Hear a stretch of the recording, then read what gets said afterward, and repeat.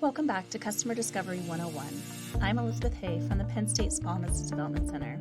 And if you've met with a coach about your plan to start interviewing potential customers, then you're ready to start reaching out to people and setting up interviews.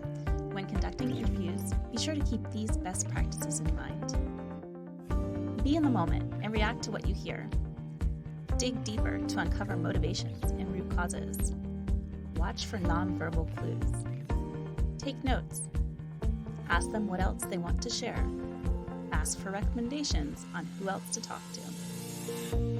There are a few go-to questions that can really help to build your understanding. Tell me about the last time you did A. And can you tell me more? Helps you get to the key details. How's that working for you? Is a great way to tease out outcomes, problems, and impacts. Can you give me an example?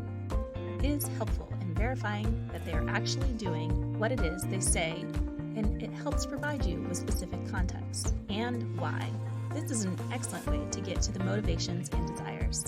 For example, let's bring back our example that people want to eat more healthy foods.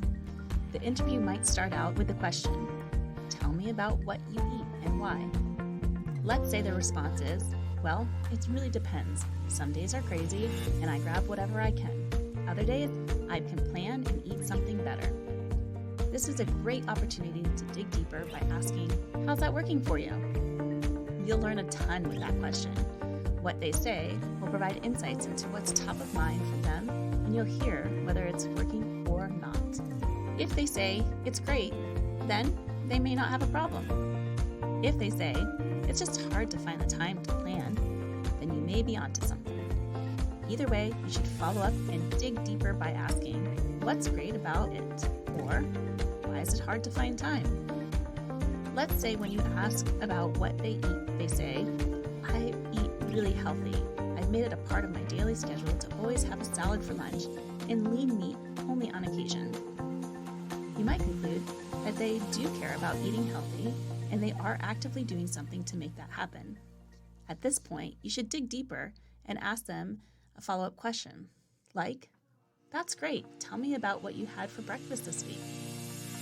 Their answer will be very revealing in terms of whether they are actually doing what they say or whether they have challenges doing so.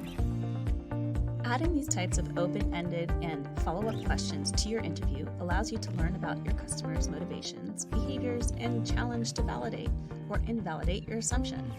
But the best thing is you can ask why. Let's take our earlier example from a couple videos ago of a construction manager scheduling shift workers. Let's say you ask, "How do you schedule shift workers?" And the manager replies, "Every morning I take all the requests for workers and match that up to who's available. I post the schedule by midnight the night before and cross my fingers that people show up." This is a great place to ask, "Why do you cross your fingers?" Let's say they answer, "It's just not a very efficient system." You're getting closer, but don't really know what she means by efficient, so it's time to ask why again. For example, why isn't it efficient? By asking why multiple times, you're more likely to uncover the root cause of the problem or need. Another best practice is to look for emotional and nonverbal cues. Facial expressions, body language, tone of voice, and pauses are all potential sources of information that help you understand where there might be potential challenges or issues. Finally, while you have a list of questions, it's important to be in the moment and listen. Just don't go through your questions one by one. Being in the moment and watching for nonverbal clues is why we recommend you do the interviews in person or via video. Another critical step is being sure that you take detailed notes and write down the exact words you hear whenever possible. Most people tend to lose 60% of their working memory 48 hours after an experience, and we tend to remember mostly what validates what we think. So the quality of your notes and your ability to take them are critical. Notes can be used to help with designing your solutions, generating marketing content, and connecting with your customers on a deeper level. So if your customer says they are frustrated, write it down just as they say it. The more you capture their actual voice, the better you will be able to understand who they really are. Sometimes it's helpful to record your interview with permission, of course, or ask someone to take notes for you. Either way, be sure you are capturing as much of what you hear as you can. One last word about interviewing. You may notice yourself slipping up by talking about your idea or asking yes/no types questions.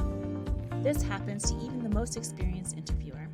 As I mentioned, it takes time to hone this skill, but customer discovery never stops, even for successful companies.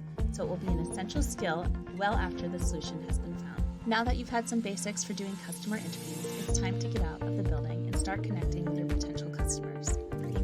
Key takeaways to remember: follow the do's and don'ts to create good questions and to conduct interviews, and then let your customers do all the talking. Ask why. Your goal is to figure out where you're wrong, not to prove where you're right, so your questions should help you do that. We will see you in the next video to start talking about what to do with all those notes you're going to